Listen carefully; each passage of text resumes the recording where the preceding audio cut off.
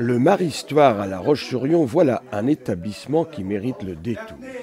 Alliance de la gastronomie et du monde associatif. À gauche, on dîne, à droite, on travaille et on se réunit. Exemple, les familles rurales de la Ferrière, petite commune de la banlieue de La Roche-sur-Yon, qui étaient présentes à la soirée écossaise concoctée par la famille Drapeau, maître des lieux. Je suis content quand j'ai des belles femmes autour de moi. Ah, merci. Merci. Donc on est un club de bricolage de 17 dames. Donc comme je vous disais, les messieurs sont acceptés, mais on n'en a pas encore. Et alors c'est ici que vous faites vos réunions, au Marie-Histoire? Voilà. Une fois par an, on fait un petit repas entre copines, on va dire. Mais en cet endroit, on découvre encore les charmes de la cuisine étrangère et de ses plats nationaux. Et puisque nous sommes au Marie-Histoire, il était tout à fait indiqué de goûter au haggis, plat national écossais, accompagné, of course, de la cornemuse, folklore et plaisir de la table.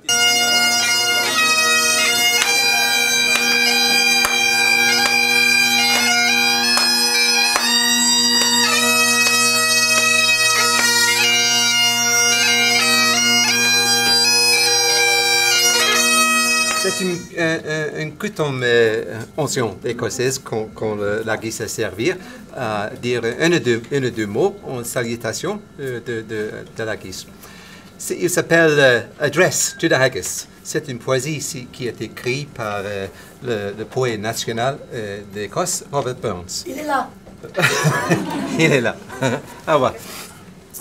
Ce n'est pas une poésie grave, c'est un peu humoreux. Mais malheureusement, c'est écrit dans le patois ancien Écosse de la 18e siècle. Je pense peut-être on ne comprend pas.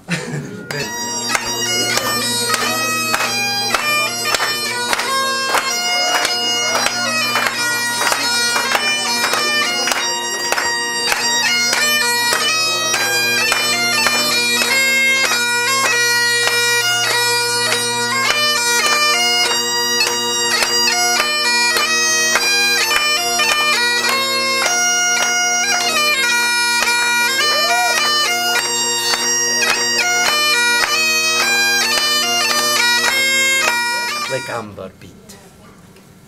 His knife, see rustic labour tight, and cut thee up with ready slicht, trenching your gushing entrails brich like ony ditch. And then, oh, what a wondrous sight.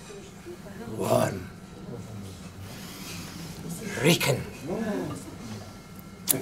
rich. Is there that o'er his French ragout, our olio would stop a sou, or fricassee would make her spew with perfect scunner.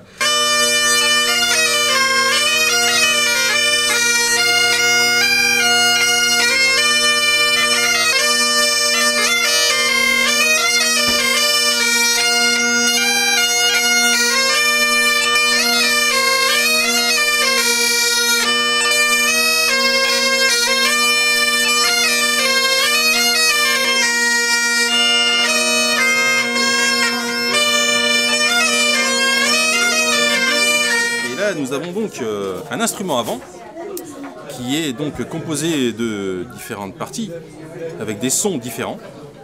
Nous avons dans cette partie haute ce qu'on appelle les bourdons, des sons graves qui sortent. Nous avons ici ce qu'on appelle un blowpipe, de façon à pouvoir gonfler le sac. Et le dernier qui nous permet donc de jouer, le chanteur, sur lequel nous exerçons notre doigté. Et donc, ici se cache, sous cette protection, la raison de la cornemuse, c'est-à-dire ce sac que nous devons gonfler à une certaine pression, de façon à pouvoir avoir un son relativement stable et qui nous permet donc de jouer ces morceaux écossais. Celtique, sympathique, folklorique ou un séjour chez l'histoire ou encore dans le clan des Macs si l'on préfère.